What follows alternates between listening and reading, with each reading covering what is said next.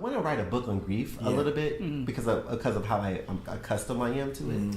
And there are like things that people say that aren't helpful in those instances. Like that's the truth. That doesn't help me. Yeah, that's the truth. And I don't want to hear it. Right. And I don't want to appease you to feel better about the situation. Right.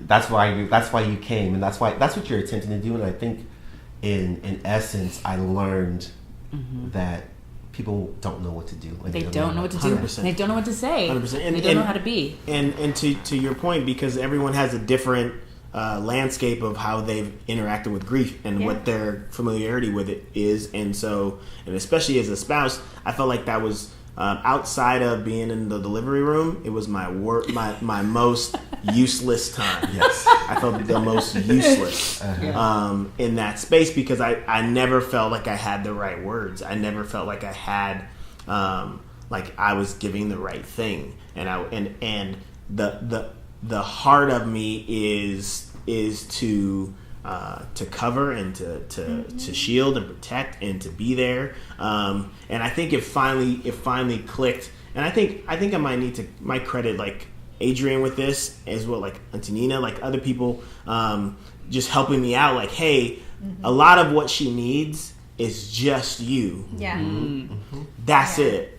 Yeah, just you being present. Exactly. You don't have the words, but your presence is what she needs, and that's gonna be no one else can give her that. Right. Only you. Right. And I think when that finally registered, because to your point of being hard on yourself and like no, I'm a good husband, like I'm here for my wife, and then just all of a sudden feeling like nope, you don't have you're not, what you have is not helpful here. Thank you. And I was like, this is not okay. And plus I was super like you fearful of who is my wife gonna be? Who are we gonna be on the other side of this? Because you may have something to say about this too, because it's over. Yeah, I'm like, her dad wasn't like, Rolling Stone and like, out here, don't love the Lord, ain't got nothing to do with him. Yeah. What to the wind. Like, I'm like, hey, it's like from like a marketing standpoint, guys. I was like, this is not a good look. This is bad for your brand. I was like, this is bad for your brand. Like, this is a dude. This is a dude who's like really ride or die for you. Like casting out in the hospital bed on his deathbed. I just felt like casting out demons. I just felt like for your brand, like this would have been a good win for you to like. Boom! Oh, look at God's brand! It's on fire! Oh my goodness! Yeah. So I was like, man, that I'm like, I don't know where we're gonna go and who we're gonna be.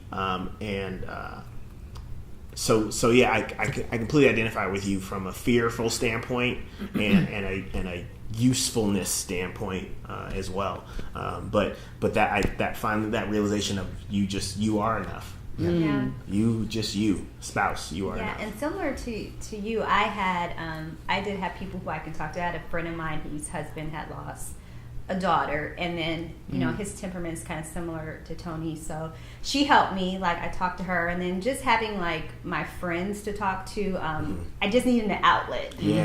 So that really helped, and them reassuring me like, no, you're doing a good job, you're doing exactly what you need to do, like it's okay, just continue to be there, and that's enough. So and that's a horrible thing too. Like, I feel that too. I'm like,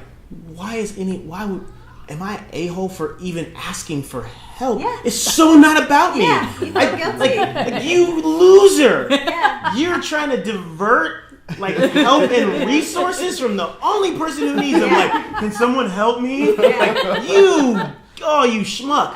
Like, can you just let it be about? Yeah. But you have you have to. You have to great grace to yourself, especially if you haven't dealt with loss. You don't know what to do, and it takes a lot out of you to see your spouse and it's exhausting. Grieving, and then you're grieving too. Yeah. So you need support. You need encouragement. So. Like, I would definitely not, encourage people, like, don't beat up on yourself. It's okay to reach out for help and to ask someone. I mean, thinking back, I wonder, like, would I have gone to therapy? I think it was okay for me. But sometimes if you might need to go see someone, if you might need to go to a counselor or a therapist, that is definitely an option. That's Yeah. okay. That's a resource. And to me, I'm a big advocate for it. So yeah. I think one thing, I'm going to speak for you. I feel like this is true of us.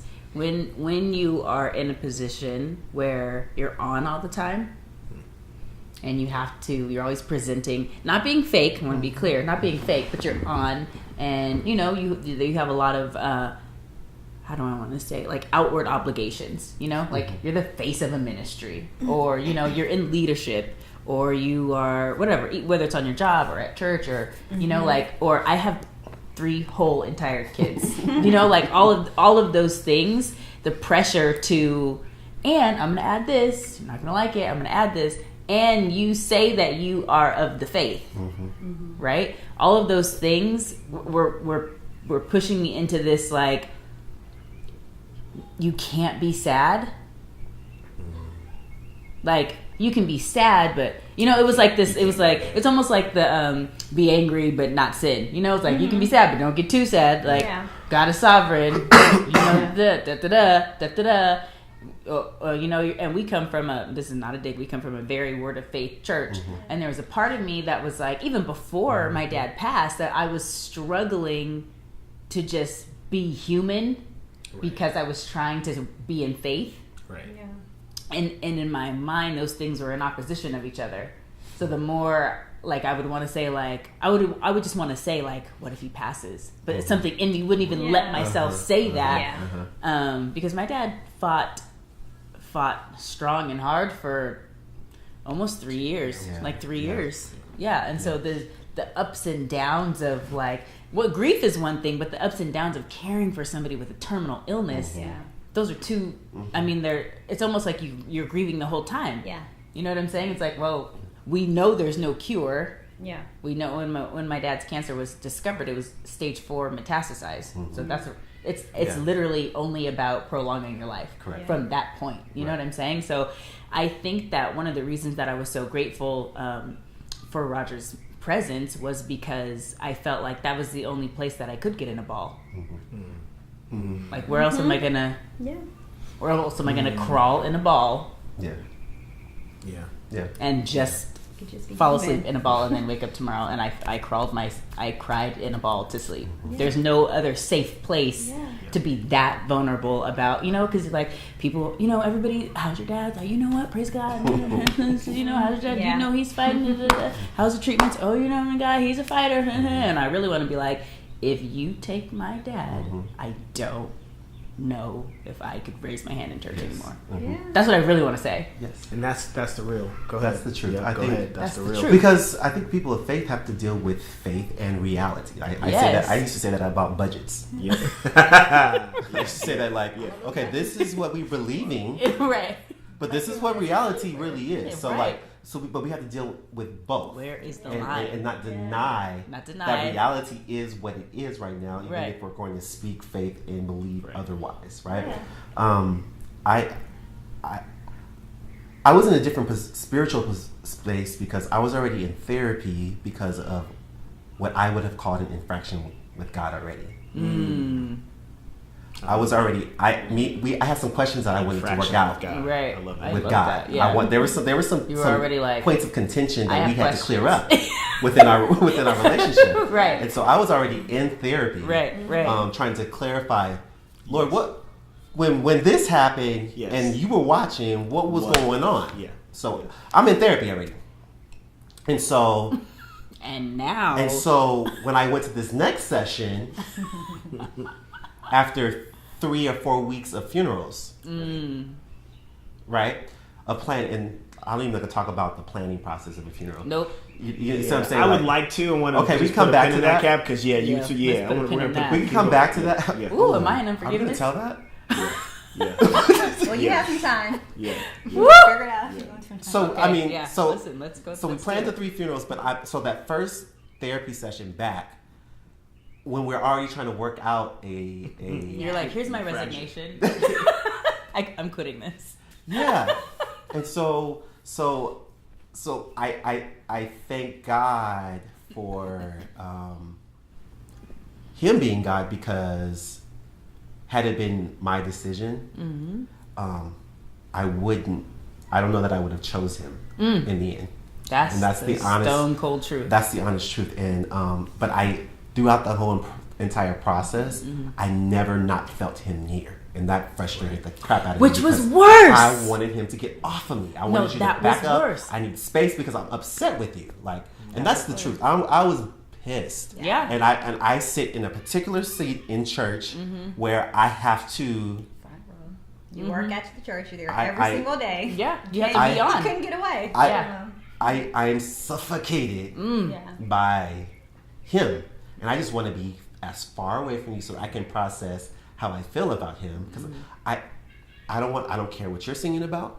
I don't care what you're preaching about. That means nothing to me. And that process was 365 days. Yep. And for me, that was terrifying. Because I've always known Tony to be like this super spiritual, or I was like, I almost looked up to Tony as, as kids. And to see him in this space, I was like, what if he doesn't come back from this? What if this is the new normal? And how do I deal with this? Okay, what does that look like, God? And that process of it's like a bad relationship, and so we both mad at God for our own reasons, right?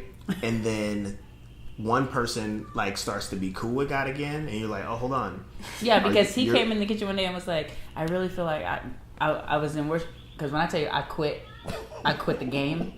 I said, no, I'm not gonna do this. Yeah. And he was like, I was worshiping, and he had a whole sentence, and as soon as he said I was worshiping, all the hot lava filled up inside me, because I was like, and then he finished what he was saying, and I said, time out, you back talking to God?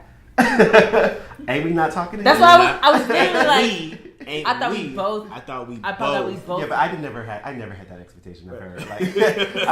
Y'all know my ride or die. One of us. I needed one of us to be in. Because for some reason, that's a whole nother spiritual concept. But I'm not going to go down that tangent. Okay, but I feel like one of us needed to be in cahoots. And he probably knew. So I had expected that of him, and I'm sure he was just like, oh, sweetie.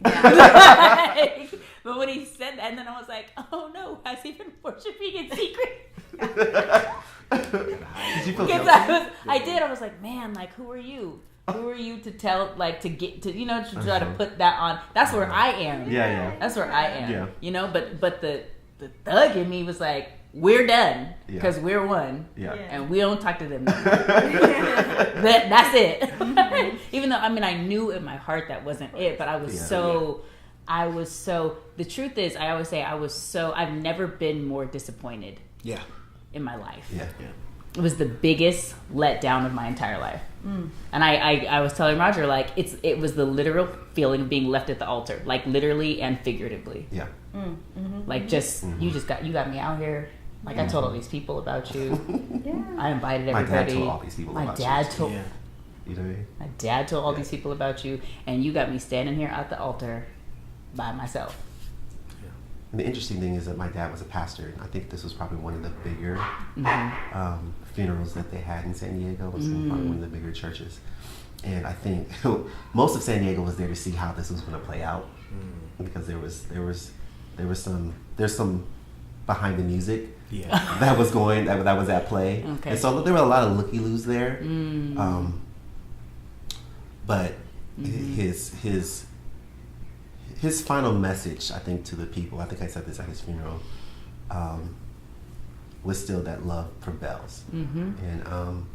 And throughout the turmoil, our family was able to get it together for 2 hours and 30 minutes.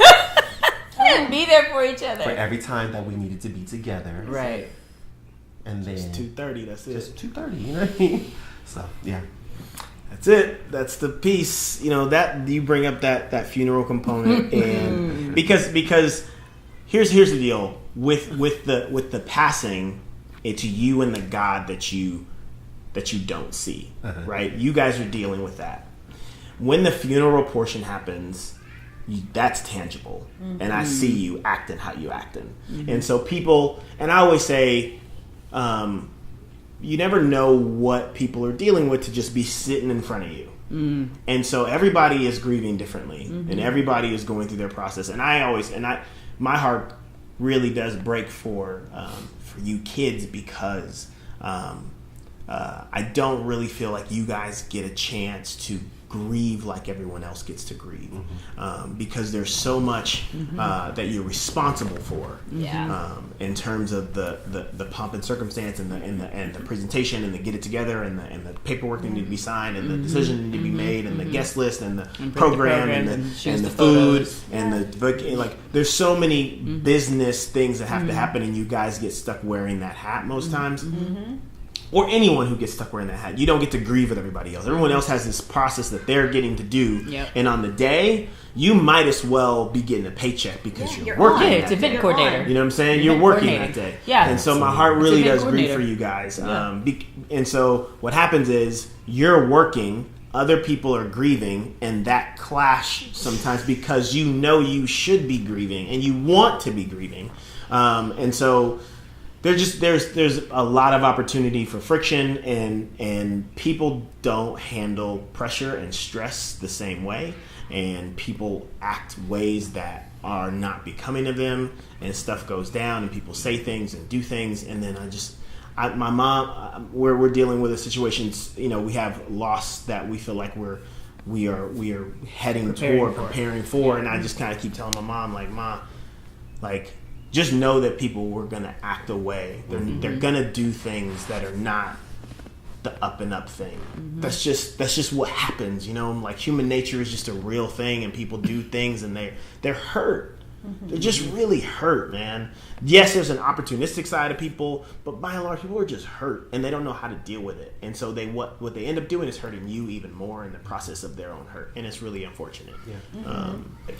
Thank you guys for joining us. Thank you for being on the couch and sharing your story. We really appreciate it. Yes. Whose name? What is happening? You're just making up names for people? Toshan. Yes. Toshan! That's the one! It's the Toshan.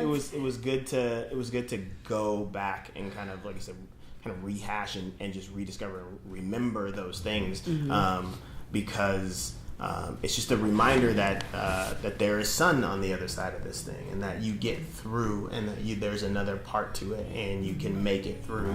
And like, we did that together. We battled together. You guys like won together. And I'm all about. And I feel like marriage is very much about winning together. And not like this individual game, but like this communal, us together, conquering things, winning together. And so this becomes like another reminder. It's like an altar, right? To God, like, hey, that right there, don't forget that. We did that together, and we came through it, and we are better for it. So yeah, I'm sure it will help a lot of people. And we thank you guys for watching. We appreciate you for joining the Red Couch Chronicles. We promised that there would actually be people on this couch again. And here they are. Thank you very much. Follow us, all marriage, like all us, the time. Share, support, subscribe. Thank you so much. All thank you so much. marriage, all